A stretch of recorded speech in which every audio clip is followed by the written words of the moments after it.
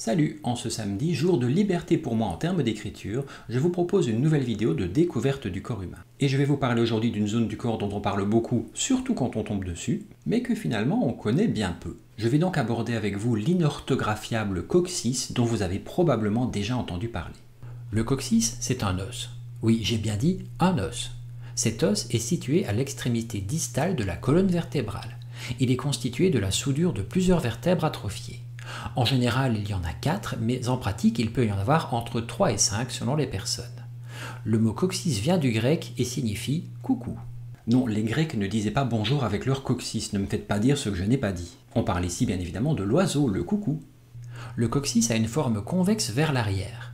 Sa partie supérieure s'articule avec le sacrum. On trouve également à cet endroit 2 petites cornes que l'on appelle des apophyses articulaires supérieures du coccyx qui s'articulent avec le sacrum. Sur le sommet du coccyx, la partie la plus basse donc, s'insère le sphincter externe de l'anus. Et finalement, il sert à quoi le coccyx? Ce résidu de queue de nos temps anciens est aujourd'hui utile quand même s'il l'est moins qu'avant, car il est le point d'amarrage du plancher périnéal. Il forme également un point d'appui en position assise. Et oui, lorsque vous êtes assis, vous êtes en équilibre sur vos 2 ischions, 2 parties de l'os du bassin, et sur le coccyx.